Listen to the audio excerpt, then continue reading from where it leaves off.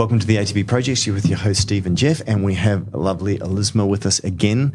I am looking forward to this podcast because we're going to be talking about gut health. For those that don't know, and not many people do, we've been doing a lot of research and a lot of study, clinical trials into gut health and looking at what's happening when we use certain compounds in the gut. And Elizma, I know that you've been sort of taking the lead on this study, and there's been some really interesting information come out of it, but we're effectively turning the floor over to you today because, as you said to me when we've been doing the study, you said the breadth and depth of the information that has come out for this study is absolutely just mind-blowing. I said, well, could you do a lecture on it? And you said, well, Jeff, I could do a lecture. You know, you and Steve could probably do a lecture for 2 hours just on one tiny little part. I mean, we've done a study with 20 people, you know, and just the abundance of information coming out is absolutely fascinating. And I wanted to turn this into a podcast where we can talk about some of the amazing discoveries that you've had, and I think you want to talk about Klebsiella. Is that correct? Well, that's definitely one of the main offenders. What do you want to cover? What do you want to talk about? What are some of the things that really stood out to you that were exciting around, you know, the discovery of how polyphenols, you know, interact and affect the gut? Well, you know, like you said, Jeff, like there was so much good information that came out of the study. So to give people a bit of a background, the study it's still in progress. We haven't finished it up completely, but it is going over 6 weeks where we take 3 stool samples in that 3 weeks, a baseline, and then 2 other ones, because we wanted to see what does food do to our gut microbiome. You know, what is the effect of polyphenols specifically, which is, you know, what we get in colorful fruits and vegetables. It's the, you know, resveratrol is a polyphenol, for instance. So these are all the health beneficial compounds that we find in fruits and vegetables. And we want to see, okay, what does that do to the gut microbiome? And the lab microba that we worked through, that we are working through, they measure a vast majority of elements in the gut study. So they measure the metabolites that these gut microbes are producing, and they also measure, of course, the bacteria that's present in that person's digestive system. And what we found is the most, I guess, mind-blowing aspect of the study. But, you know, there was so much good stuff, but the thing that really stood out from day one was the effect that these polyphenols had on lipopolysaccharide-producing bacteria. Now, there's a couple of bacteria that's typically found in the gut that are lipopolysaccharide producers. Klebsiella is one of them, as Steve pointed out. E. coli is another one. Haemophilus influenza is another one as well.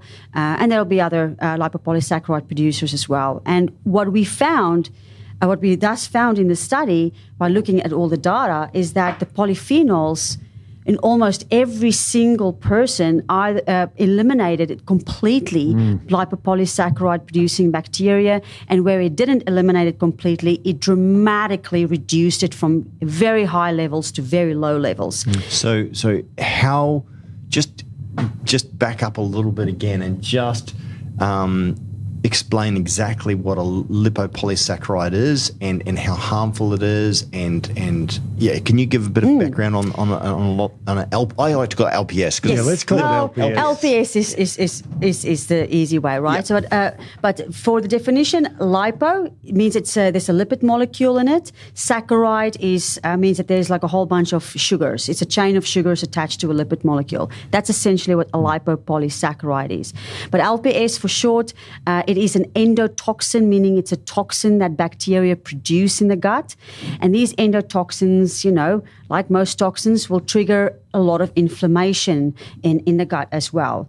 Now, it has been associated with leaky gut, and there's a little bit of, you know, different opinions on it. Like some people say, well, it doesn't directly cause leaky gut, and that may or may not be true. What we do know is that the gut lining has like a mucin layer in the intestinal lining and the gut lining. And this mucin layer, it's a layer of mucus.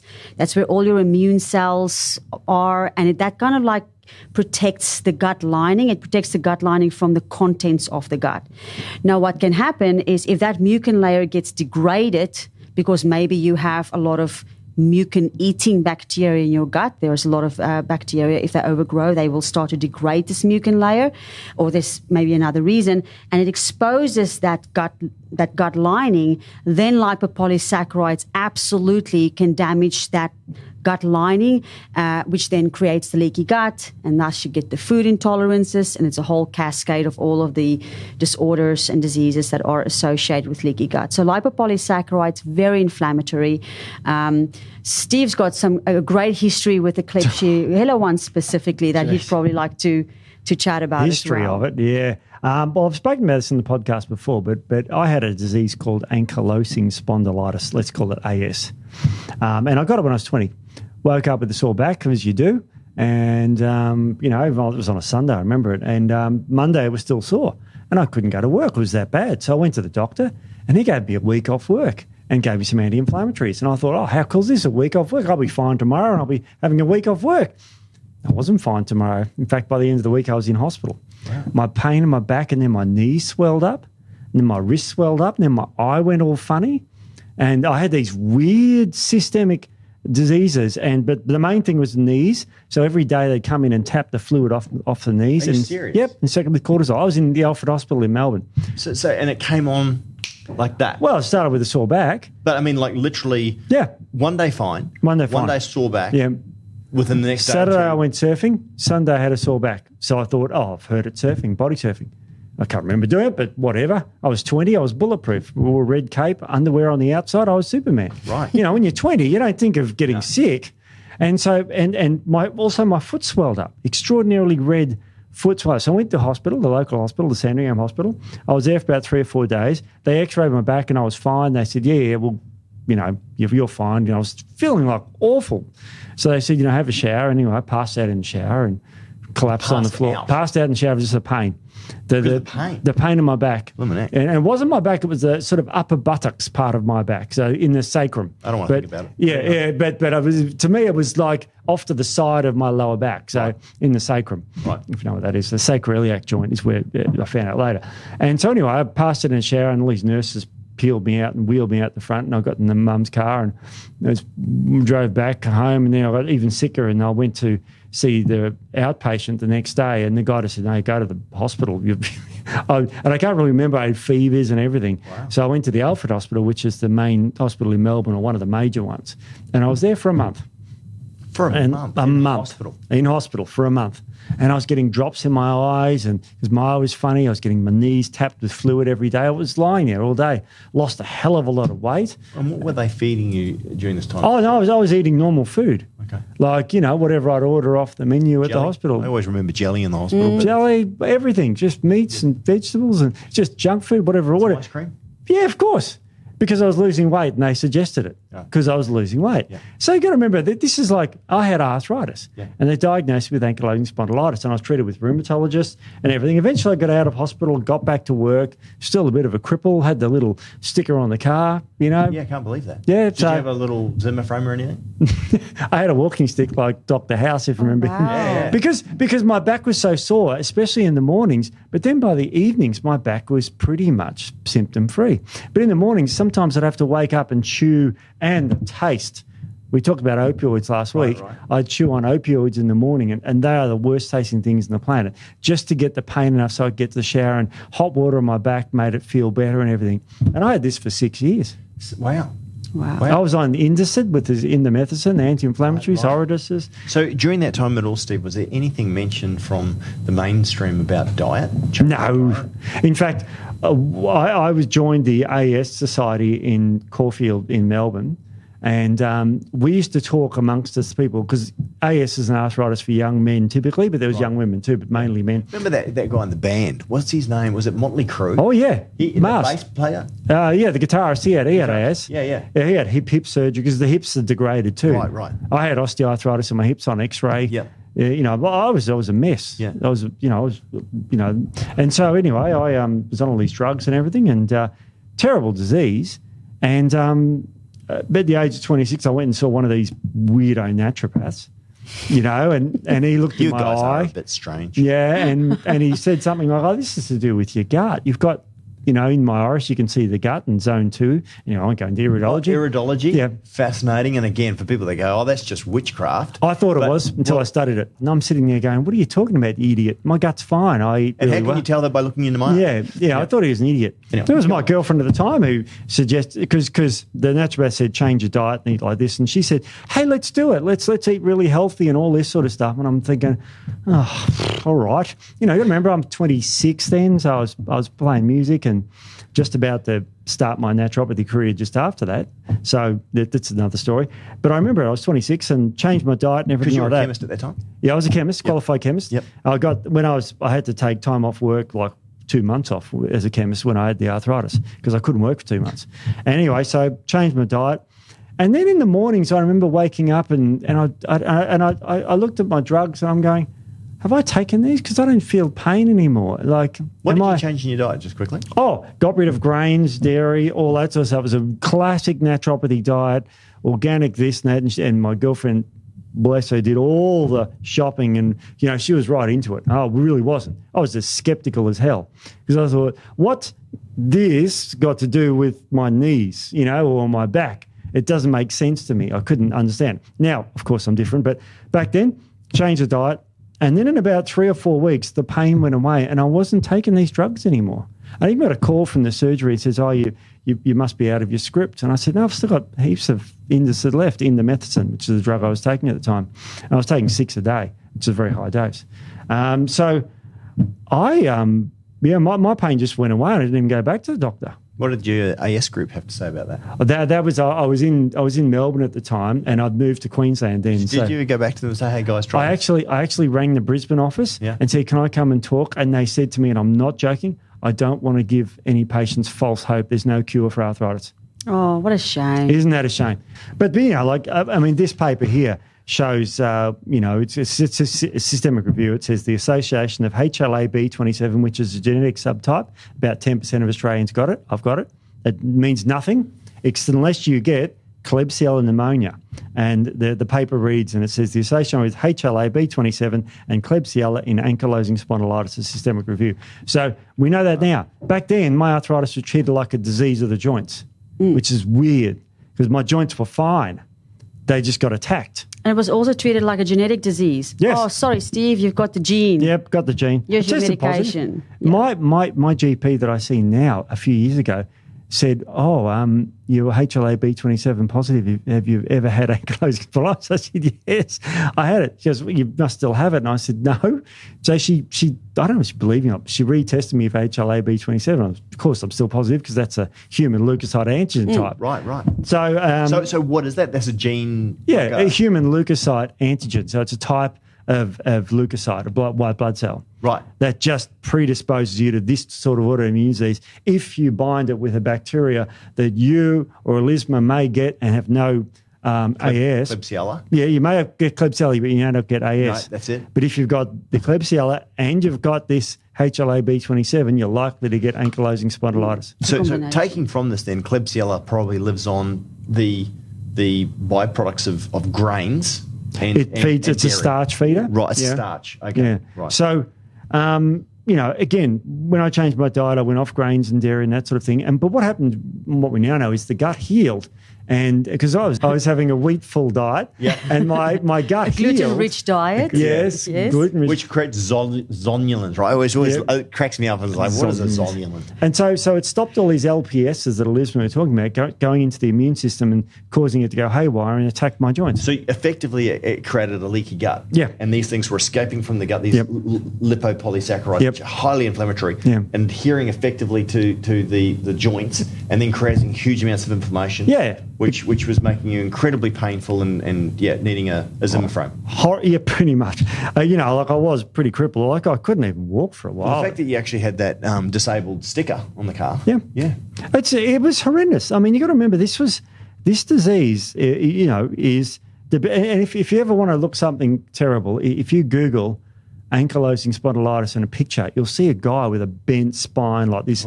Or these sort of. It's a horrendous disease that's got no end to it, and you end up like an absolute How's cripple. the guy from Motley Crue, do you know? Have you seen him lately? Mars? No, I saw him was about 10 years ago when he was supporting Kiss in Brisbane. No, he's got fake hips and everything because it destroys your lower carriage there. So he's very, very sick too. Yeah, right. This destroys your joints. And my hips were degenerated too.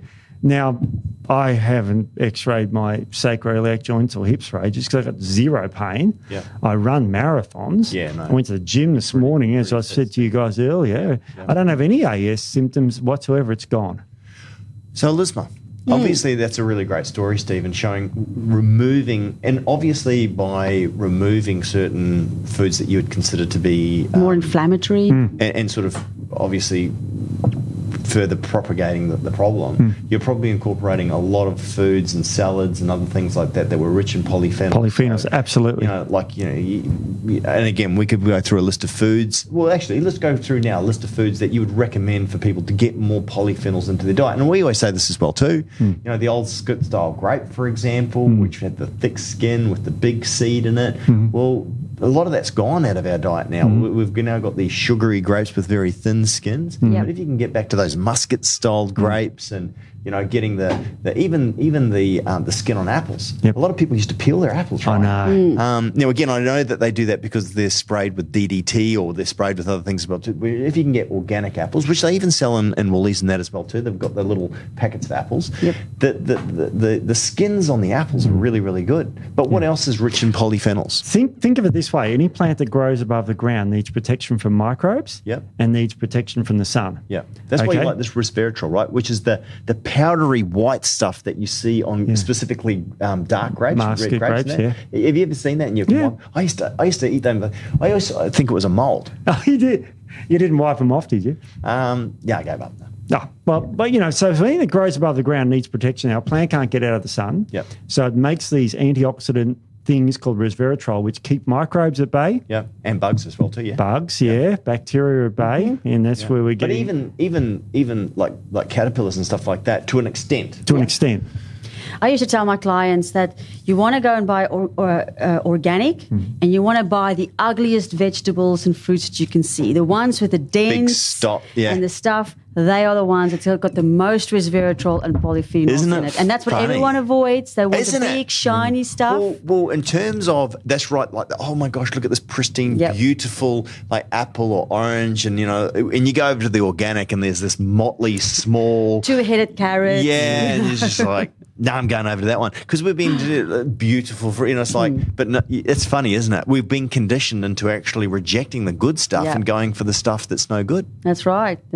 Yeah. So that's kind of like what people need to look for. I used to buy all my stuff from an organic farm, and the farmer used to complain that everyone picks out the pretty-looking stuff, and so I used to say, "Give me all the ugly beans. I want the ugly beans. I'll give you $1 for that. Your secret. I'll take all your ugly stuff because that's where the goodness is." Yeah. And a lot of it is also in the skins. If you look at, I'm going to just use citrus fruit as an example. The white that kind of like separates the outside skin to the inside flesh is full of bioflavonoids, which Yeah. is a polyphenol. But we don't eat that. Well, the funny thing we don't is eat it. that in pomegranate specifically, I eat the pericarp, like the outside. I mean, it's bitter. And typically I've noticed, and correct me if I'm wrong, the polyphenols definitely do have a very bitter taste to it. And I know in that podcast that we did on pomegranate as well too, just the benefits of every single part of the pomegranate and look, you probably couldn't take an entire pomegranate and eat the entire thing, right? But think like zest. When you get an orange and you put the zest into your salad and that sort of stuff. But if you can, just take a little bit of it, but the pith as well too, like that's the white part. The seed as well too, like chew them up. Chew up the seeds. Yeah. I know that in almonds, for example, especially the bitter almonds, which aren't as popular, really high in B17. Now, I know that's not a polyphenol per se, but it has amazing properties within the body. Yeah. So, but anyway, yeah. Well, the skin of peanuts is very high in resveratrol as well. Oh, there you go. So that's the sort of thing we're looking at. Those So sort bear of skinny. nuts. Beer nuts, yeah. Yeah, and that's not really how we eat it these days. So I say bear nuts, but Bear they're nuts, beer nuts. Beer nuts. Beer nuts. I'm the only Aussie here on this Yeah, I podcast. can't say bear nuts. Did you beer say nuts. bear nuts? Bear nuts. beer nuts. But bear. I can't Beer. say it. You can't say beer. No, it's strange. I can't say, because Tony always laughs at me when I say that. Did you say bear nuts? But then you guys don't pronounce We're the gonna get in R trouble either, so for it's this. bear nuts. Don't you start talking Beer about nuts. pronunciations, miss. You're coming Beer from South Africa. nuts. Beer. I love the way she pronounces iron. I just laugh Iron. all the time. DSA, what is it? Iron. That's it. Oh, you're so silly. No, I like it. Mate, look at how it's spelled. Iron. I know. Iron. Can you say iron? Iron. Can you say iron? Yeah, but iron is something different. An iron is an atom. Yeah, charged it's atom. It's a An charged ion. atom. Oh, you say ion. Well, Anyway, let's agree to disagree. we can agree to disagree. So, all right, back What to about- polyphenols. So all these things are really good. But yeah, fresh fruit, locally grown, with organic where possible. Get the motley stuff. Get the Colourful. The more colourful, the better. Yep. And I'll probably say, in terms of the polyphenols, there are differences between them. So when we're talking about the results in the study that we're doing, it doesn't mean that all polyphenols will get those results, because different polyphenols have got different types of, antioxidants or polyphenol products in them, and they turn into different antimicrobial compounds in the body. So there will be slight differences between different polyphenol foods if we look at it more from a therapeutic benefit. Mm-hmm. But they're all good for you in terms of general health. Yeah. It was amazing because we talked about that trial, and on one of them, we gave them some polyphenols, and they were tested positive for Klebsiella at the start before they took the polyphenols. Yep. After the polyphenols, no Klebsiella. It's amazing. And that was Klebsiella pneumonia. Now, a lot of people... There was another one. Oh, there's there a few. As well. Yeah. There was a few like that. Yeah. So it's Klebsiella in people's guts doing nasty things. It's very bad for the gut. All right. Well, let's talk specifically about Klebsiella. Mm-hmm. What is it? Where does it come from? Should it be present in our gut at all? And if you've got an overabundance of it, what's it doing? Okay, so it is a gram-negative bacteria. A what? Sorry. A gram-negative bacteria. So you can get gram-positive and gram-negative bacteria. GRAM. Yes. Gram. Gram as in a weight gram. And it's a gram-negative bacteria. And I guess that's why we know it's a lipopolysaccharide producer, because it's gram-negative bacteria that has the LPS layer around it. And so that LPS layer that surrounds the bacteria is what distinguishes a gram-negative from a gram-positive bacteria. Now, they're also apparently rod-shaped bacteria, because bacteria can be different shapes. You get L-shaped bacteria. This is specifically a rod, so it looks like a little pipe, I guess, for a lack of a better word, if you look at it under a microscope. But it is specifically, what we're interested there is that capsule. It is that LPS capsule that surrounds it, because that's got the antigens on it. And so that means that's what the immune system sees. So if your immune system, your gut immune system or your blood immune system gets in contact with a gram-negative bacteria, it detects it straight away because of that LPS layer, and that's what triggers that massive immune response. And it's the immune response that gives you the symptoms. The bacteria itself doesn't do anything. It's the immune response to the bacteria that creates the inflammation and the pain and the histamine release. We talked about histamine, which triggers pain. So it's the immune system responding to that LPS layer that then triggers this whole cascade of inflammation and symptoms. Should it be in your gut? Should it be there? Even in small amounts? It's an opportunistic organism. one. So it's not a commensal organism. What's commensal mean? Okay, commensal means it's part of your normal gut flora. And commensal means is as long as it's in balance, it's good for you. Okay. A commensal organism can become pathogenic if it overgrows. The balance gets out of When the whack. balance gets out. An opportunistic organism is an organism that shouldn't be there, but if it has an opportunity, like because you're eating a certain food or you've been on antibiotics or your immune system is suppressed, then it'll take that opportunity to grow. Well, and that's where I wanted to come to. Okay. So where does Klebsiella come from? Well, how can it get into the body?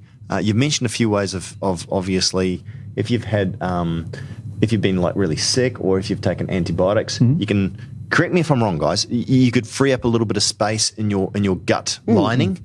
And then it sort of comes in and goes, it's like a car into a car park. Yep. It's like, there's a car park. And gets in there, right? Because there's limited space. Right. But where does Klebsiella, does it hang out on is it from dysentery and stuff on fruit that's been sprayed that you should get? Is it Klebsiella is not really famous for being in the bowel. It's famous for being in your lungs. And Klebsiella pneumonia, which is its last name, causes, guess what disease?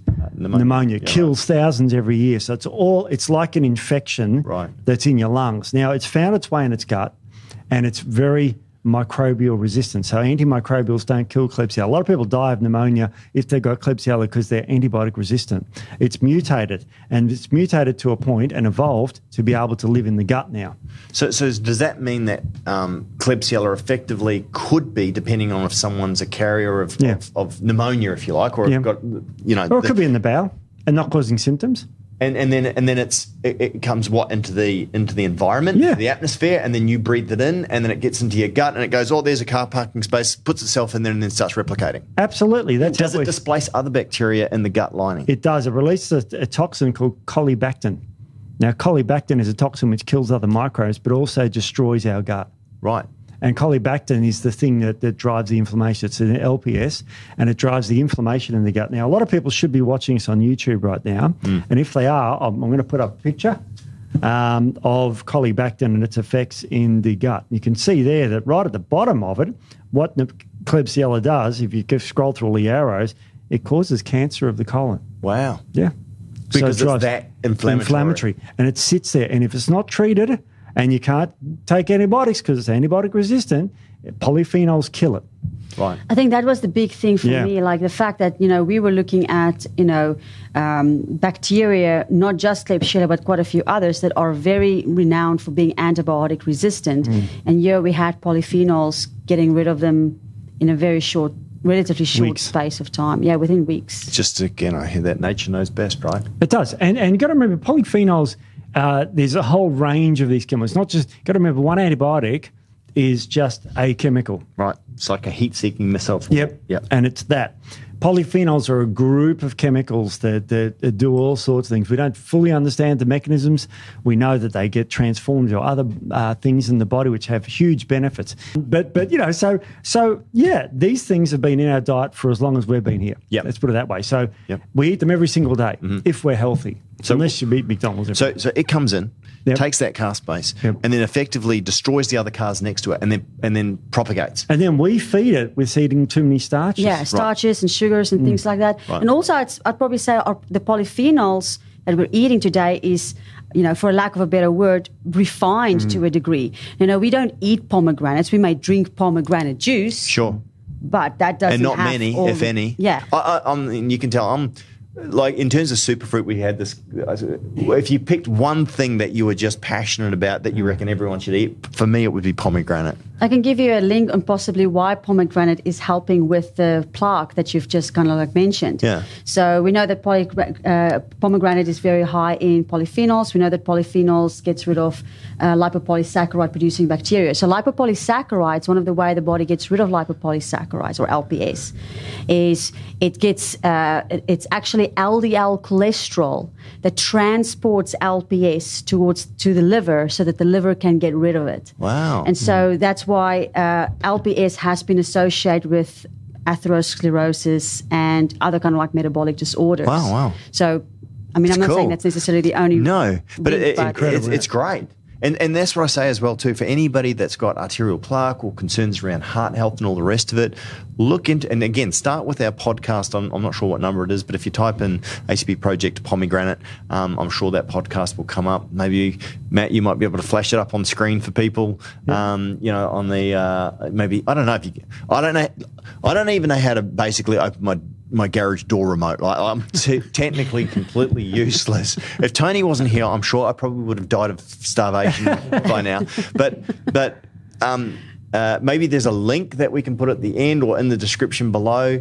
But have a look at it. And if you're listening on Spotify or one of the other platforms, have a look at that on pomegranate. Because I guarantee you, if you've got concerns, it might give you a bit of hope. And again, we always say, take it to your healthcare practitioner. This is not considered to be, treatment advice. It is just purely information to take to your healthcare practitioner and say, hey, these bozos reckon this. What do you reckon? Yeah, exactly. Yeah. And remember, don't forget to subscribe and like and hit our buttons. So, okay, I'll tell you a really sad story. which may help you to subscribe and like. And it's not every time you subscribe an angel gets their wings. No, that's not what I'm going to say. So that could be true. It could be. Nobody knows. Get my wings soon. Get on an angel, Steve. Oh, yeah. Sorry, mate. That's right.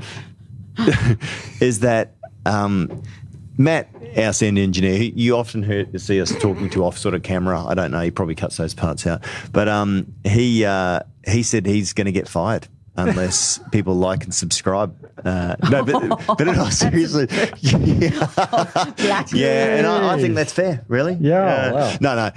But the funny thing is that like, as part of Matt's KPIs, we're just talking about it. In terms of what we're doing, it's like he's been said, right, like you're responsible for. So Steve and I are typically the ones at the front of house. So people are subscribing and liking because of us. But yeah, he gets it in the neck unless. so don't do it for Steve. Work, Matt. You've got to make it work. Do it for Matt. Like he's got goodness. he's adopted cats. Like his mortgage depends on it. His wife is going to leave him. Like are you married? No. Well, don't. Yeah, terrible things will happen to him unless people like and subscribe. He does. He's got So he needs to feed Bobo. What's your cat's name? Silky. Not even close. Silky. Poor Silky. So leave a like and subscribe for Silky. Anyway, there you go. You guys heard enough of that. All right. So that's really interesting around the pomegranate. It is. And you've got to remember, polyphenols are great for your microbiome and weakness and whatever, but they're also a potent antioxidant for the body. So they'll stop that LDL being oxidized. It works, again, in a multifaceted way, which is, I just absolutely love it. So, all right, so what number is that, Steve? 159. So, guys, listen to episode 159 on pomegranate. Seriously, it's, again, I love that episode. I think, the pomegranate's just one of the most coolest things that nature ever created, and it's got the whole doctrine of signatures going on there. Amazing. Like if you look at the little individual pellets, I don't know what you call them, look like blood cells, right? They do, don't they? And that whole thing about doctrine of signatures is that if it looks like that in nature, it's probably good for that, like carrots for the eye. Anyway, right. We go on all about that. So Amazing stuff. I've got some great stats for the microbiome that you guys are going to love. We talk about genetic diseases and all that sort of stuff, and last week Elizma talked eloquently about, genes not being the causes. There's 23,000 genes in the human genome, right? About that. There's 3.3 million genes in the microbiome. Wow. Absolutely. Like I don't have the numbers in front of me, but I remember researching this many years ago, and it was like we have this way more enzymes from bacteria in our gut than our own digestive enzymes. It was just like we actually depend on gut bacterial genes, bacterial genes. Out of the 100% of genes in our entire bodies, only 1% is found in our body. The other 99% is found in our microbiome. It's insane. So, but yeah. Anyway, Elizma, tell us more. Is there any other breakthrough or exciting parts that are related to this? Because I know that we could probably do this podcast for about 20. What you were saying is we could probably do like a 6-hour podcast on everything, right? Definitely but could. Is there anything else related to Klebsiella and anything that you think is relevant to this podcast that came out of the study? Absolutely. So one of the other things that we haven't quite touched on too much yet is Klebsiella. We've slightly touched on it. That Klebsiella or lipopolysaccharide producing bacteria, I should say, there's a strong association between LPS and metabolic disorders. Now, one of the ways it does that is it upregulates transporters in the gut. So if you have a lot of Klebsiella bacteria and they produce all this LPS, that will actually make enzymes in the gut that relates to sugar transport work faster. It's kind of like, I guess another way to explain it is like it opens up the gates for sugar to get into the bloodstream. And so you can have two people eating exactly the same meal. The one person does not have Klebsiella and the other one does. And the person who has a Klebsiella, there's a much higher risk that they will absorb more glucose from that same meal as the other person. And so that then, if you absorb more glucose, that puts you at risk of insulin resistance, type 2 diabetes, all kinds of metabolic disorders. So there's lots and tons of papers on weight issues, weight gain issues, or difficulty in losing weight, and bacteria such as Klebsiella, which are LPS producers. So one of the things, that, I'm sure we'll talk a lot about in the future that we found with the polyphenols is apart from just from I guess, eliminating Klebsiella from the gut microbiome, it also encouraged the growth of many other types of species that are beneficial against metabolic disorders, weight gain, which would include weight gain and cardiovascular disease and all of those kinds of things. So polyphenols not only eliminate organisms that negatively affect our weight or our metabolism, it also encourages the growth of other species that actually promote weight loss, which I thought was very, very interesting because, I mean, Steve may have the numbers in his head, but we know that metabolic disorders account for the vast majority of chronic disorders in today's day. You know? Oh, absolutely. So if you can have like food that can essentially, you know, I don't want to use the word treat, but address 70-80% of chronic illnesses in the world, I mean, that's huge. It's not a bad start. That's not a bad start. That's pretty awesome. Yeah. It's phenomenal. It really is phenomenal. And it is Hippocrates at his best. Food is medicine. Yeah. And remember, there's 400 BC, this dude. And the power of observation back then was what was different to now. Well, interesting. It shouldn't be, Steve, because, I mean, again, who created the scientific method? Who? Oh, I've forgotten the guy's name. It was years ago. Where they first hypothesized. Yeah, that's right. There's a cycle, right? Yeah. And I think we mentioned it before. It wasn't Galileo, was it? No. Galileo was flat Earth. Round Earth. Yeah, right. Yeah. Who knew he could be so wrong? So anyway, no, I'm kidding. But no, that's fascinating. But yeah, that observation, the hypothesis, and then you know, he would change people's diet and watch what happened because he couldn't do anything else. I mean, they couldn't order blood tests. Same with the Chinese, correct? I mean, it was forbidden effectively to do what we'd consider to be an autopsy. So they had to do everything externally and actually, you know, observe. Look at the tongue, look, all of the eyes and everything.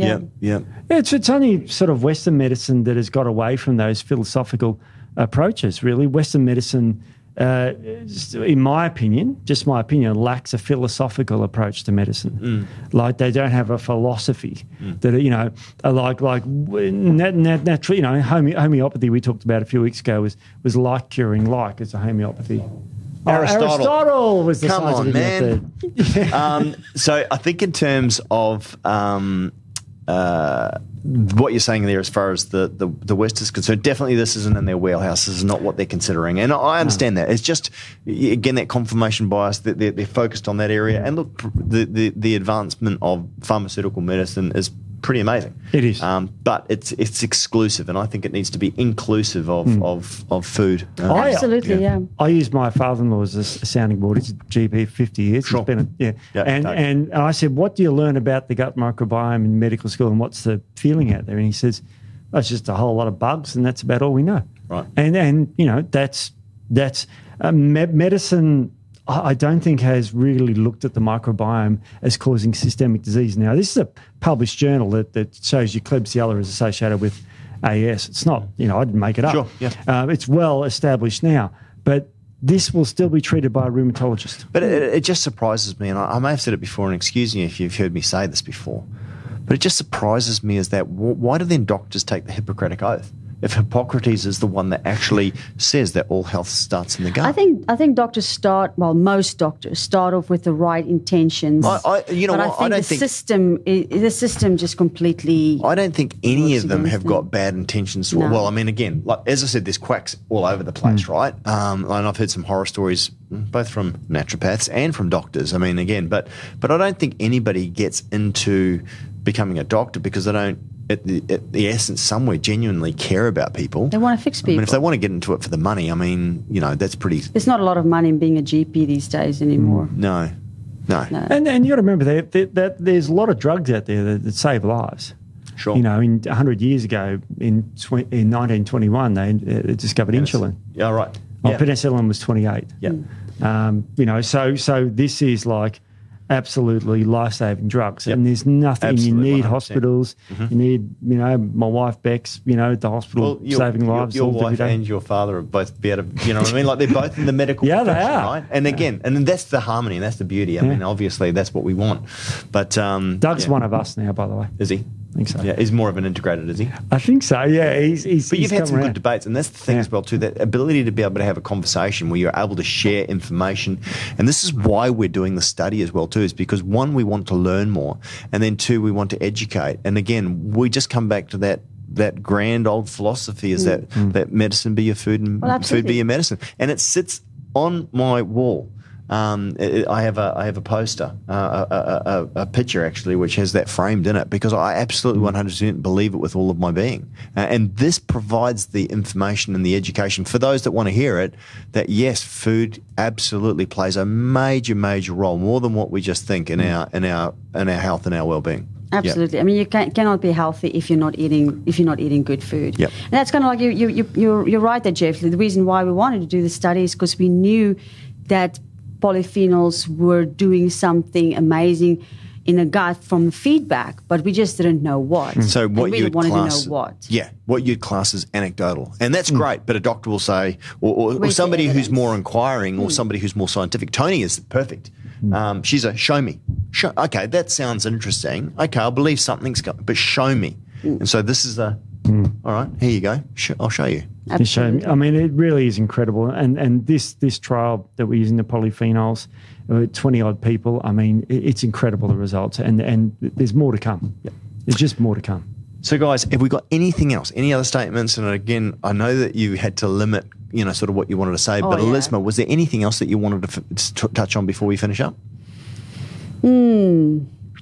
I guess all I'd say is definitely watch the space. Like all I can say is the amount of information. Like Steve said, we can. I can just see enormous amount of podcasts and papers and things that will come out of this. So don't want to spoil it too much. Like definitely watch the space. We're going to have so much more really cool information coming out of what we've discovered. Yep. But I think this was a big one. The lipopolysaccharides, it's something me and other practitioners see a lot in gut tests. And it is one, I can say from a clinical perspective, it's one of the, Klebsiella is one of the hardest ones to treat.